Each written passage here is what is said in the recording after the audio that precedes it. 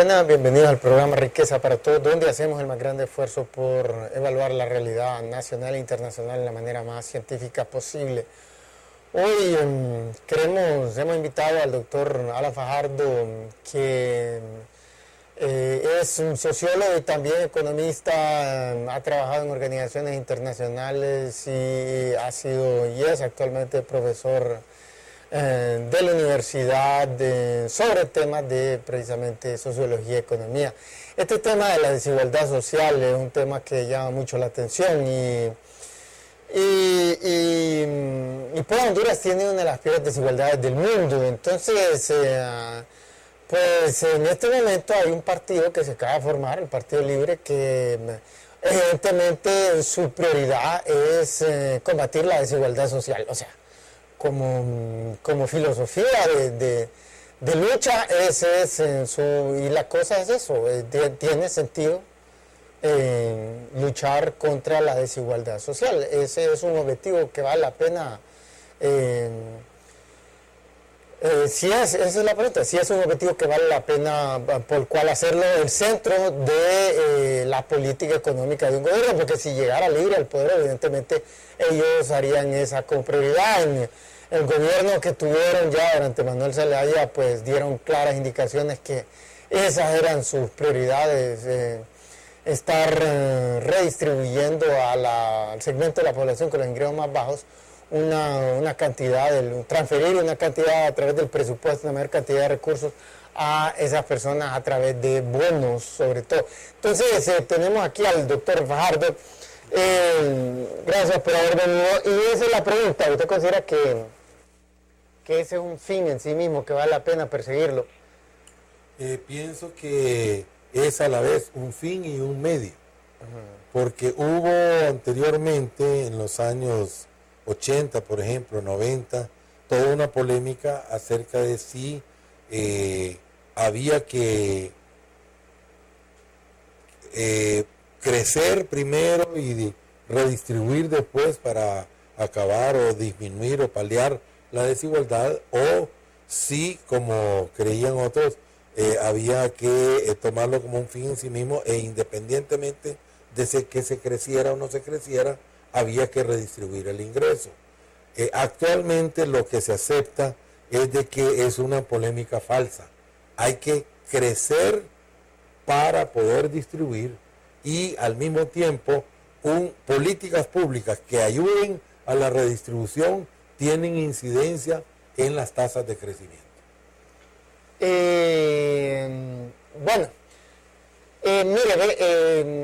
Estamos trayendo esta colación porque recientemente una encuesta, queremos mostrarle la encuesta, mostremos la foto ahí que tenemos ahí de Xiomara Castro Zelaya, que ha estado apareciendo en todas las encuestas una posición alta, pero por primera vez salió una encuesta en marzo ahorita de una empresa ahí que se llama Paradigma, no sé, la primera vez que la escucho, pero se mira seria la evaluación que hicieron, y aparecía ahí en primera posición por encima del ingeniero Narrala.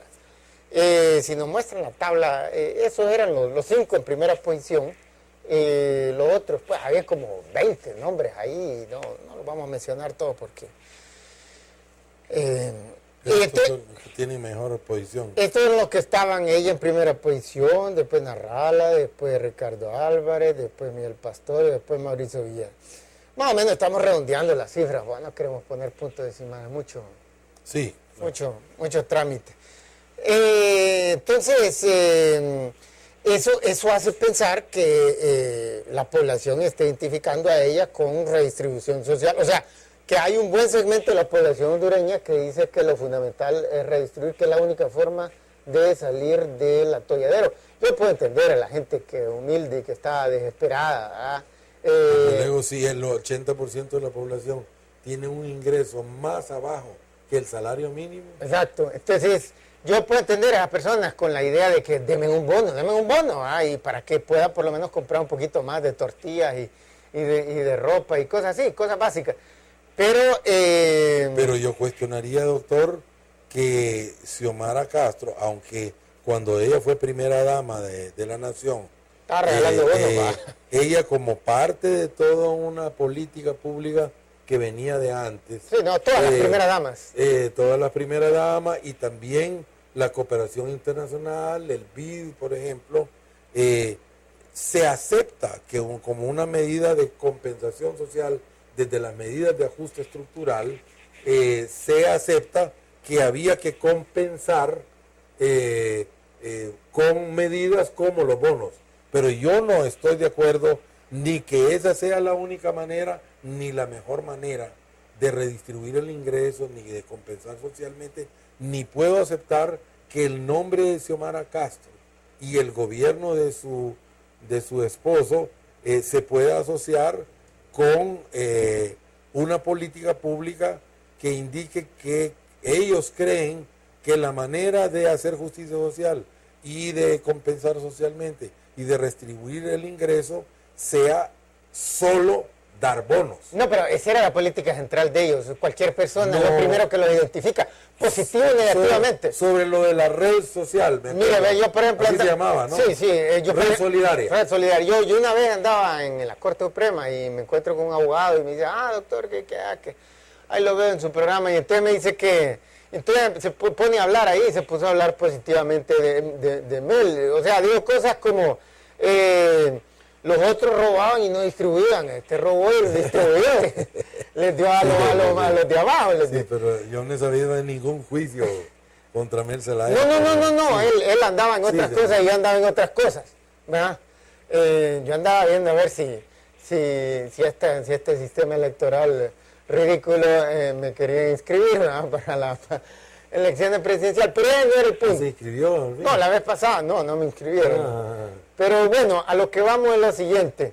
Él no parecía tener una buena imagen de ese gobierno, pero le reconocía ese aspecto que él, aunque como abogado no era una persona que está muerta de hambre, desesperado por un bono, más aún así lo miraba como algo positivo, dado que los otros no habían hecho ni eso y solo habían llegado a robar. Entonces, pero es la pregunta, mire, que el BID, que el Fondo Monetario, mire, yo entrevisté no hace mucho al presidente del Banco Mundial, el director del Banco Mundial aquí en Honduras, un italiano, y él me dice que varios de esos programas del Banco Mundial con el Fondo Monetario son programas sociales, no para promocionar la agricultura de los campesinos de más bajo ingreso y cosas así.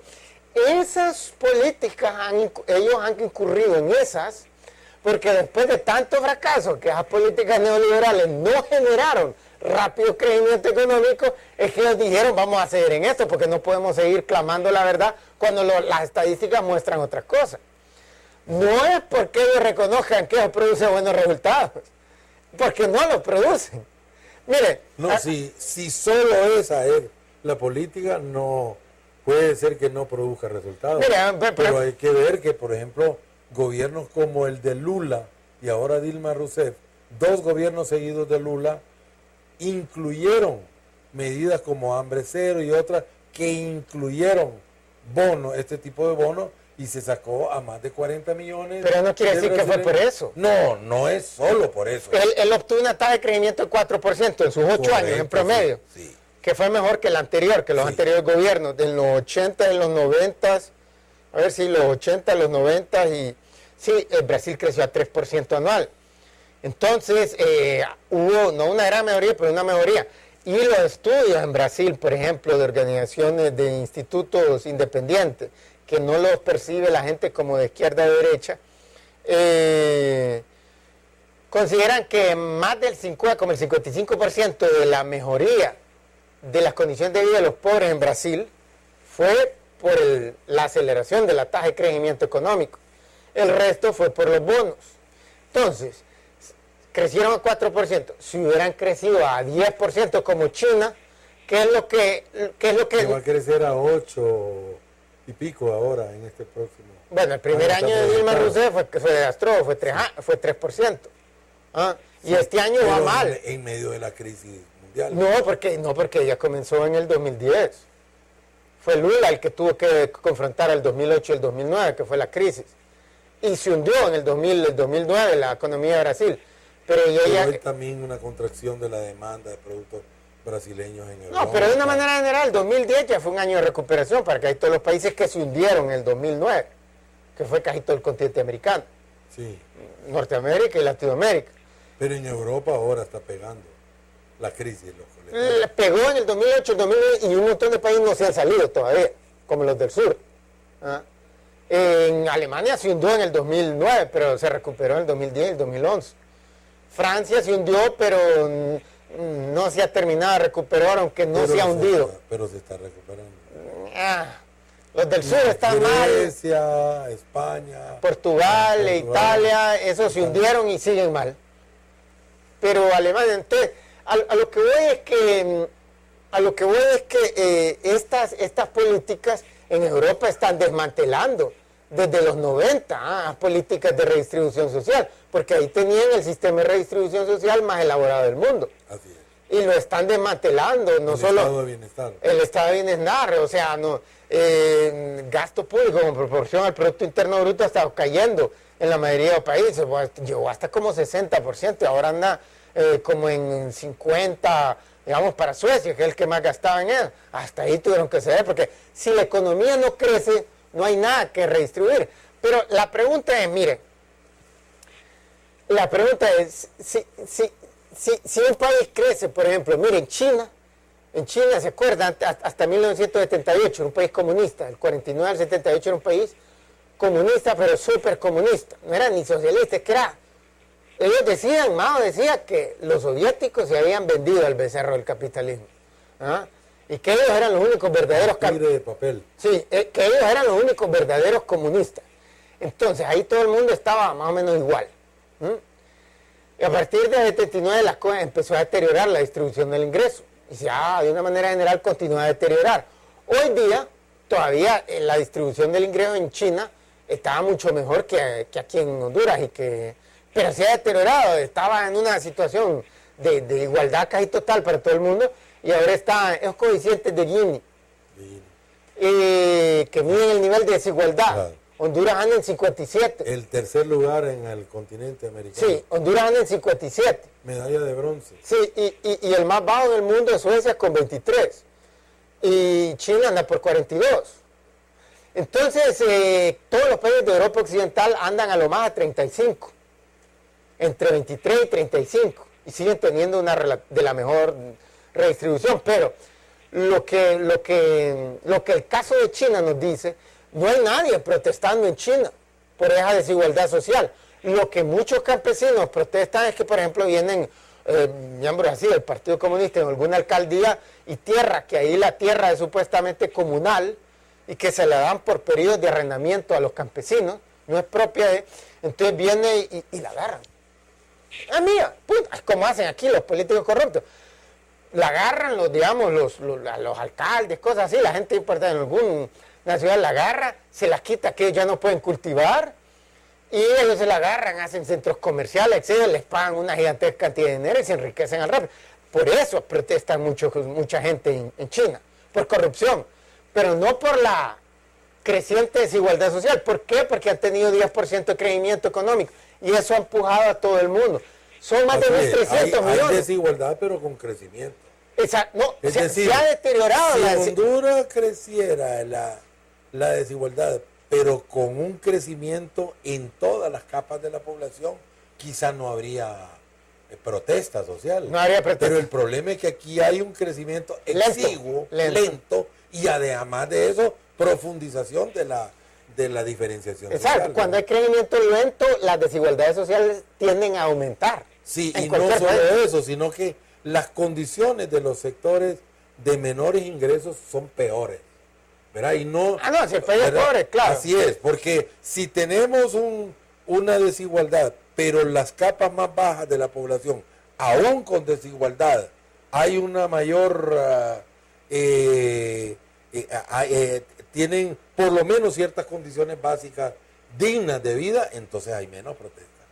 Tenemos que ir a una pausa comercial. Antes de eso queremos recordarles que nos pueden seguir en nuestra página de Facebook, Dr. Carlos Edión, donde podrán encontrar este video y muchos otros. Denle me gusta en la parte superior y no se vayan, que ya regresamos después de este breve interregno comercial.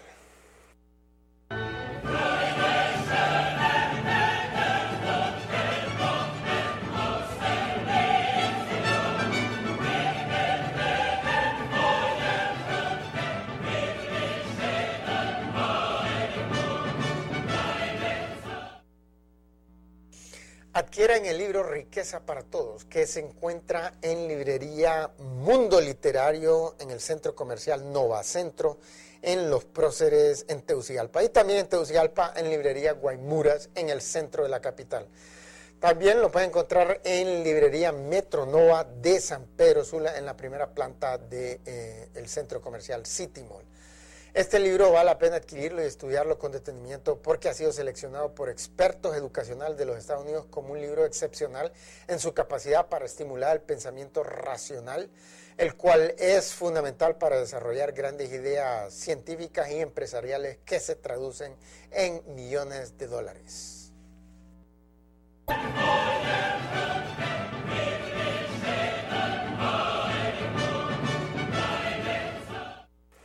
Sí, ahí está sonando. Bueno, estamos de regreso, estamos hablando con el doctor Alan Fajardo, profesor de Sociología y alguien que ha trabajado también en las organizaciones internacionales. Estos temas la redistribución es un tema que agobia mucho, sobre todo a los países pobres. Pero es una constante. Cuando la tasa de crecimiento es lenta, la diferencia de ingresos en un país se agrava. Es el caso, por ejemplo, en los Estados Unidos. Ha tenido con Obama una tasa de crecimiento de 1% anual en sus primeros 3 años de gobierno. Que es una tasa real negativa, ¿no? No, porque ellos tienen una tasa de crecimiento poblacional de 1% anual. Ajá, entonces no ha habido absolutamente ningún crecimiento cero neto, ¿verdad? Per cápita. En términos per cápita ha sido 0, pero cuando es así de bajo se redistribuye mal, o sea, el porcentaje de personas que, digamos, el Ministerio de Trabajo en los Estados Unidos los clasifica como pobres en los Estados Unidos, que es bien diferente a la definición de Honduras o del Banco Mundial, aumenta el porcentaje. En las décadas como los 40, los 50 y los 60, en que los Estados Unidos creció a 5 o 4% anual, entonces ahí la distribución del ingreso, la redistribución del ingreso se mejoró espontáneamente. Sobre todo interesante ver cómo, por ejemplo, los países europeos, que son los que más han invertido en esto, en la década de los 50 y los 60, digamos en los 50, el gasto social, educación pública, salud pública, beneficios de empleo, pensiones, jubilación, todas las cosas, invalidez, todo eso como proporción del Producto Interno Bruto era bien pequeño, era como de 6%. Digamos, del 2000 al 2009 había crecido, era como de 18%, muchísimo más grande. Había crecido, ¿no? Si hacemos la media de los países de Europa Occidental. Entonces, esperaríamos que dado que en los últimos 10 años, por ejemplo, se está gastando 3 veces más, los demás de abajo estarían mejor, pero no, están peor. ¿Por qué? Porque la tasa de crecimiento de aquel entonces era como de 7% anual, la media. España, Portugal, Grecia y tal, están creciendo a 7, 8%. Irlanda. En los 50, no, Irlanda. No, pero Irlanda era la excepción. Y después en los 90 más bien fue Irlanda al revés. El que está creciendo a 8% y los otros están creciendo como a 2%. Pero en los 50 todos los países europeos, con excepción de algo como Irlanda, están creciendo lo más rápido en toda su historia. 7, 8% anual. En ese momento, gastando poquito en seguridad social, el ingreso per cápita los niveles de vida estaban aumentando rápidamente y los de abajo no se estaban quejando. Hoy día, que hay mucho más gasto en redistribución social, no solo los de abajo se están quejando, sino que la clase media también. ¿Por qué? Porque como la tasa de crecimiento ha sido de 1% anual del 2000 al 2009, por ejemplo. En Estados Unidos. En Europa Occidental. En Europa Occidental. Entonces. La promedio, ¿verdad? De la zona euro, todo. No, de Europa Occidental. Que todos son países desarrollados y todos los que más han invertido en esto el aspecto social. Entonces, estos países, en este momento, como la tasa de crecimiento es muy lento, de 1%, entonces el desempleo ha subido. Sí. Y eso deteriora enormemente la distribución del ingreso. Sí. ¿Me entiendes? Entonces, o sea, los datos de otros países, el caso que en China se ha deteriorado bastante la distribución del ingreso, pero nadie se está quejando de eso. Incluso porque ha empujado hacia arriba. ¿Por qué? Porque han crecido a 10% en ya más de 30 años. A una población gigante de 1.300 millones de habitantes, y aún así la gente nos está quejando de eso. Eso nos dice que incluso gastar un poquitito de dinero en redistribución es botar el dinero, porque ese no es el objetivo. El objetivo de un país no es que haya la menor desigualdad posible. El objetivo de un país es que viva bien la gente. Que todo el mundo, por ejemplo, hay 8.3 millones de habitantes en Honduras, que cada uno esté teniendo bastante dinero para comprar lo que le ronca la gana. Ese es el objetivo. No es. Según una filosofía del desarrollo. Según otra filosofía del desarrollo, que todo mundo tenga calidad de vida. No, pero es que, mire, si usted tiene, por ejemplo, aquí en Singapur, el salario más bajo anda como por $3,000. Hay grandes desigualdades, pero el salario más bajo anda como por 3,000. Como 60,000 empiras. Dígame, una persona que está ganando 60,000 empiras, de una manera general, se puede comprar lo que le ronque la gana. Puede viajar, etcétera. Puede viajar, no solo aquí, Centroamérica. Puede a cualquier lugar del mundo. La visa no se la van a negar en los Estados Unidos. Cae seguro. Si me entiendes, tiene 30 años y lleva 8 años ganando $3,000 al mes, seguro que no se la nieguen. Seguro que no se la nieguen. Yo conozco hondureños que ganan mucho menos y no se la han negado. Vaya. Y no era por palanca, porque desde el 11 de septiembre del 2001 ya las palancas no valen más, porque se puede meter un terrorista por ahí. Entonces, y aún así, o sea, pero hay países como Mónaco. En Mónaco el salario más bajo es $8,000 al mes. Mónaco tiene $180,000 de ingreso per cápita. Mire, mostramos una estadística, queremos mostrar unas tablas de coeficiente Gini. Ahí tenemos la primera tabla. La tabla. Mire, Honduras, India y Pakistán. Mire los países. Sí que tienen una desigualdad bien baja. Similar a los países europeos, pero están muriendo de hambre. Se está muriendo más que Honduras de hambre. Entonces, el porcentaje... Sí, si usted lo divide, cuando yo estuve en la India, no sé si usted tuvo la misma impresión, el tipo de pobreza que yo vi en la India, nosotros no lo hemos tenido nunca aquí. O sea, yo vi familias de 8 miembros en que la casa, entre comillas, era menor a mi dormitorio. La casa era menor a mi dormitorio. ¿Y usted no tiene un gigantesco dormitorio? No tengo un gigantesco dormitorio. Normal de clase media de Tegucigalpa. Y el nivel, la altura de la casa era menor a 2 metros. La gente tenía que entrar agachada y era de lo que nosotros llamamos bajareque. Exacto. Es del lodo. Entonces, y a eso le llamaban una casa. Sí. O sea, condiciones que para mí me parecen infrahumanas. Sí. Incluso era apenas mayor a que el área de mi perro. ¿Verdad? Mi perro tenía una jaula bastante grande y esa casa que yo vi era menos del doble del área de vivienda de mi perro. Porque mire, el otro día estaba debatiendo con alguien y me decía, mostremos la próxima tabla de estadística, la del Producto Interno Bruto per cápita. En el canal. Y miren, me decían que las cifras no representaban la realidad de los países. Aquí nos está diciendo el doctor Fajardo que su vivencia personal, porque el otro día también alguien me hablaba de vivencias, de ir a un país y vivir lo que está, pues él vivió allí en India, y India es el que está mejorcito de los 3. Sí. Miren los otros 2 vecinos, están peor. Sí. Y entonces, mire, estos países tienen una distribución del ingreso. Retrocedamos a la tabla anterior. Mire, Honduras está súper mal. La distribución del ingreso es 57, es de las peores del mundo. De las peores del mundo, la tercera peor en América. Pakistán y Bangladesh andan como al nivel de los países europeos. Un montón de países europeos andan por ahí. 30, 31, 32. Por ejemplo, España, Portugal, Italia y Grecia, todos están entre 32 y 34. ¿No? Y eso en el 2011, después de haber estado sufriendo cifras negativas que deterioró la distribución del ingreso. Y hay que aclarar que mientras menor el valor, menor desigualdad social, ¿verdad? Claro, o sea, entre más bajo el número, menos desigualdad social. O sea, entre los que menos ganan y los que más ganan. Exacto.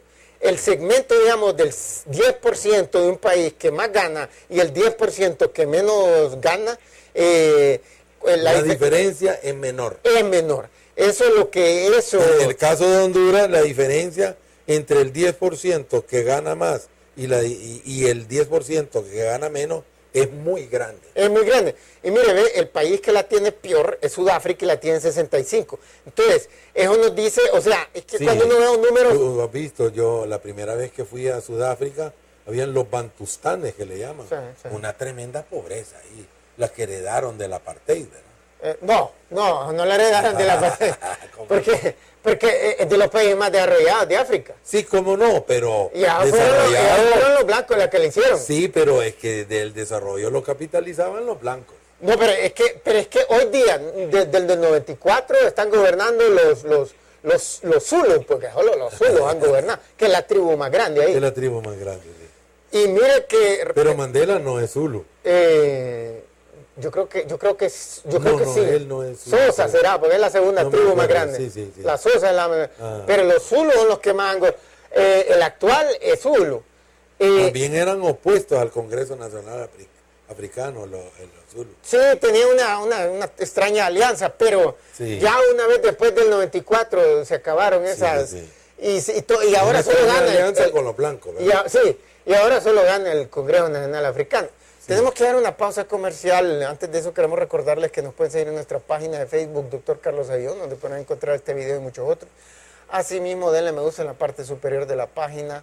Bueno, no se vayan, que ya regresamos después de este breve interregno comercial.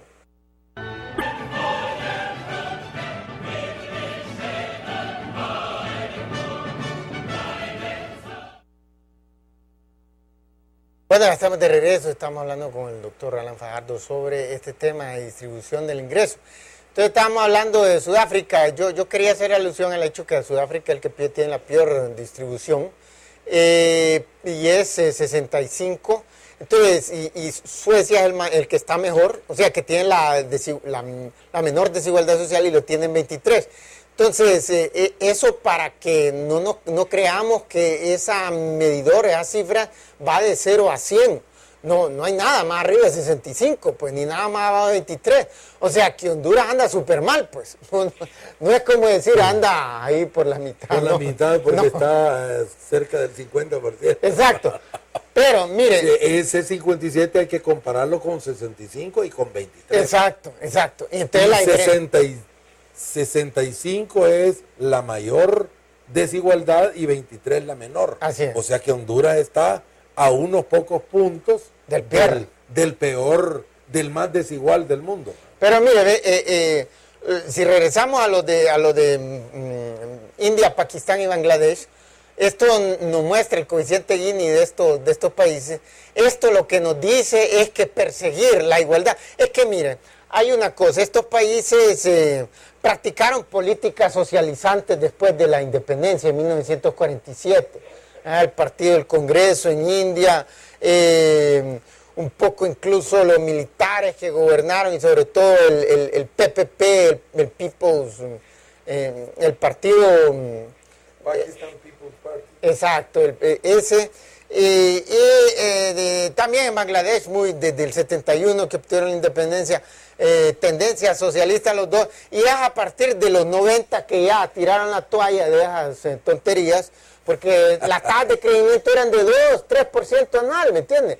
Desde que tiraron la toalla están creciendo a 5, 6, 7, 8% anual. Entonces, en este momento están logrando vencer la pobreza y el desempleo más rápido que todas las tontas políticas socialistas. Es lo que le digo, que no hay datos de ningún país que nos muestren que redistribuyendo se mejoran las condiciones de vida de los pobres. La única manera de mejorarlo es acelerando la tasa de crecimiento.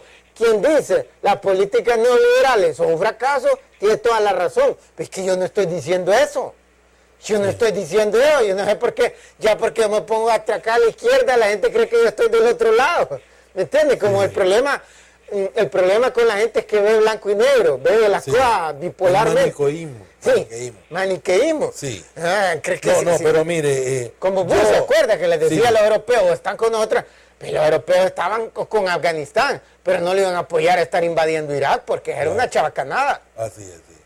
Porque era falso. Era falso. Que habían armas de destrucción masiva. Así es. Y eso lo sabían todas las potencias del mundo. Lo sabía la y era CIA. falso que estaban detrás de Al Qaeda. Exacto. Entonces, ahí era un problema geopolítico de la Y era que Bush administración. tenía que pagarle una deuda a los sauditas que financiaron su campaña electoral desde que primera vez lanzó de gobernador. Ellos y las petroleras de los Estados Unidos son quienes más lo financiaron. Claro y que para además ellos, tienen el 7% de los bonos del tesoro de los sí, Estados y Unidos. para los sauditas, la familia Saud, su enemigo número uno era Saddam Hussein. ¿verdad? Correcto. Lo había tratado de invadir ya 2 veces. ¿verdad? Sí. Y lo había rescatado los Estados Unidos, pero era una como espada de Damocles que estaba constantemente ahí, porque él en principio se iba a quedar eternamente y después pensaba dejar a uno de sus hijos Así es. para gobernar. Entonces dijeron con Bush, este es nuestro perro faldero, entonces, ¿qué le vamos a decir? Entonces Bush le estaba pidiendo al Pentágono que armara planes de invasión a Irak antes de que atacara, antes del 11 de septiembre del 2001. Sí, ahí vio como una oportunidad. Exacto, le vino a caer como anillo al dedo a la Como anillo al saudita dedo, y totalmente. lograron liquidar a su enemigo. argumentos absolutamente falsos. Sí, entonces, alguien tonto como Bush ve las cosas blanco y negro. O Que están se- con nosotros o en que contra, les según- decía a los europeos, que son sus aliados. ¿Entiendes? Siempre han sido sus aliados, pero no aliados a lo estúpido. Ajá. Que según unos amigos demócratas dicen que es el presidente con el más bajo coeficiente intelectual Así que ha es. habido en la historia de Estados Unidos. Así es. Y mire que las tasas de crecimiento fueron de 2% anual, sus 8 años de gobierno. Y las de Clinton Que usted siempre lo correlaciona, ¿no? Clinton Coeficiente intelectual. creció a 4% presidencial anual. y tasa de crecimiento. Así es. Es interesante. eso. Así es. Y entonces, mire que ahorita China, en los últimos 20 años, ha tenido su mejor tasa de crecimiento en toda su historia de casi 5.000 años. Sí. ¿Quién es el primer ministro de China? ¿Ah? Manmohan Singh. Este hombre tiene un doctorado en la Universidad de Oxford, en economía. Este reúne los 3 requisitos y es una persona súper honesta. Los 3 requisitos de un Es un buen Sikh, ¿verdad? sí, es un Sikh. Sí, sí, Es sí. tan brillante que pese que no pertenece a la mayoría hindú, A la etnia dominante. los Sikhs solo representan como 4 o 5% de la correcto, población. sí. Y aún así, pero él es digamos, el político ideal que todo país debería poner.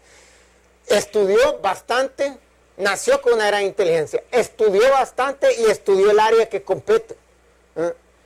Y él es el primer ministro más honesto que ha tenido India desde su independencia y es un tipo que es respetado hasta en los países desarrollados en materia de corrupción, que ahí, o sea, que ahí está acostumbrado de una manera general a no estar robando el dinero y está acostumbrado a estar viendo estos tercermundistas robarse el dinero de una manera descarada. Y ahí lo respetan. Fíjese que si usted toma ese tema, lamentablemente es el único analista serio que toca este tema de la corrupción asociada no a la moral, que es importante, y la ética, sino que al efecto de la corrupción en las tasas de crecimiento y por lo tanto en el desarrollo y en la distribución del ingreso. Dice que porque hay una correlación. La correlación entre inteligencia, entre altos estudios, está entre rápido crecimiento económico y niveles bajos de corrupción. Correcto. Sí. Fíjese que, por ejemplo, ahorita... Pero hay que empezar mire, doctor, fíjese que a mí una vez se me cayó un guante en una estación, en 2 estaciones diferentes he perdido cosas, pero recuerdo una vez en Gouda, en Holanda, se me cayó un guante y andaba corriendo, no pude regresarme a recogerlo, entonces fui al día siguiente porque le comenté a mis anfitriones y me dijeron seguramente debe estar en la sección de objetos perdidos de la estación. Y entonces yo, semi incrédulo, pero fui allá y ahí me tenían el guante. En donde, tal vez yo estoy confundido, doctor, ¿dónde está la sección de objetos perdidos aquí en Honduras? Que yo nunca he visto una sección. Hasta en la policía, los decomisados de la pareja. Aquí no hay, aquí no se pierde nada nunca. Sí. O sea, porque no veo en ninguna parte del mundo, de Honduras, perdón, he visto nunca una sección, un cuartito, una vitrina donde se guarden los objetos perdidos y hallados. Así es. ¿Verdad? ¿Será que es que yo no los he visto, doctor? Sí, no hay, pero miren, queremos mostrar otra tabla, la tercera tabla, la penúltima tabla de desigualdad social. Ahí, mire, comparamos Honduras con Malawi, con Estados Unidos y Singapur. Mire, Singapur no la tiene bien la desigualdad social. Es lo que le quería decir, que estos países del sur de la Asia la tienen bien, Es cierto que practicaron políticas socialistas, pero no es tanto por eso. Bueno, le voy a dar un ejemplo. Chávez ha hecho gigantescos esfuerzos por reducir las desigualdades sociales, porque él cree convicción en eso. Y la pasó en 1998, el año antes de que él llegara, estaba como en 50 y ahora está como en 41, pues. O sea, la rebajó bastante, pero mire, todavía por debajo de estos países del sur del Asia. ¿Por qué?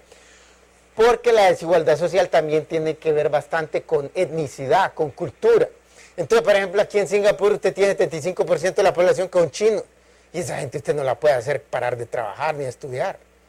No la puede hacer parar. Sí. Doctor, le cuento una anécdota. Una vez yo estaba en Hong Kong y me salí de mi habitación y cuando estaba en la planta baja recordé que había olvidado algo en mi habitación. Me regresé y cuando llegué estaba abierta la puerta de mi habitación y a contraluz vi a una mocama arreglando la habitación que compartía yo con otro colega, ¿verdad?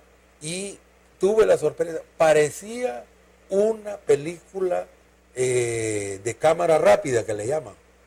O sea, yo nunca he visto una persona trabajando tan rápido como esa chinita en Hong Kong arreglando mi habitación.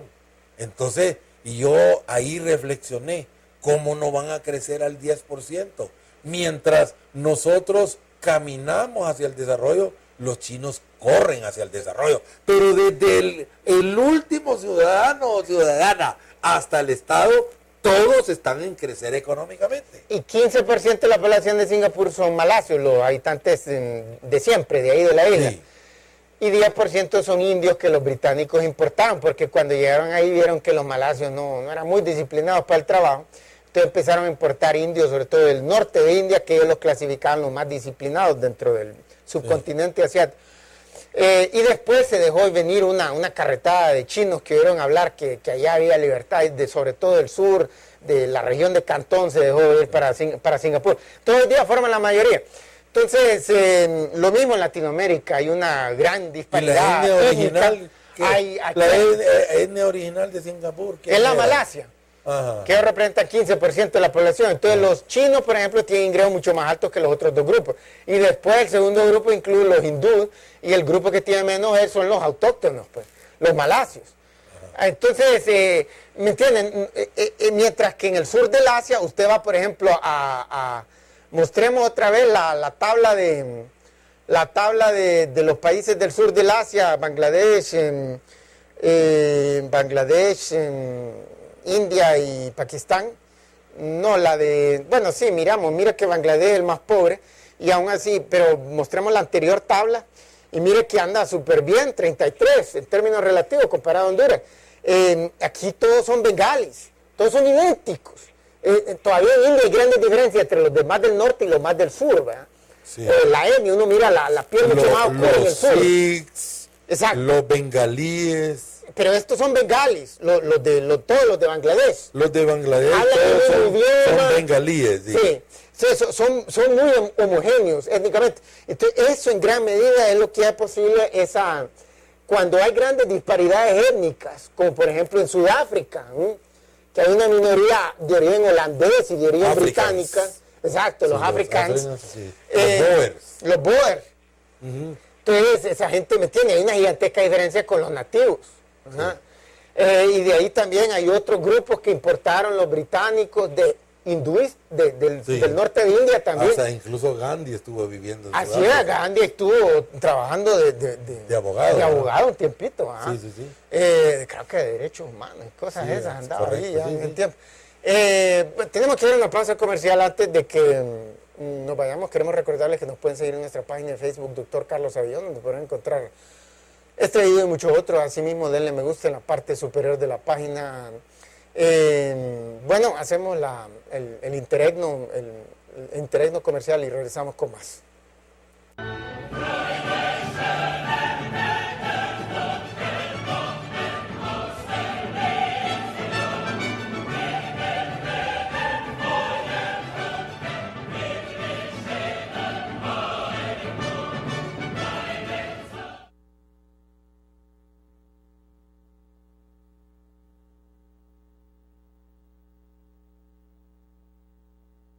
encuentra en librería Mundo Literario, en el centro comercial Nova Centro, en Los Próceres, en Tegucigalpa. Y también en Tegucigalpa, en librería Guaymuras, en el centro de la capital. También lo pueden encontrar en librería Metro Nova de San Pedro Sula, en la primera planta del centro comercial City Mall. Este libro vale la pena adquirirlo y estudiarlo con detenimiento porque ha sido seleccionado por expertos educacionales de los Estados Unidos como un libro excepcional en su capacidad para estimular el pensamiento racional, el cual es fundamental para desarrollar grandes ideas científicas y empresariales que se traducen en millones de dólares.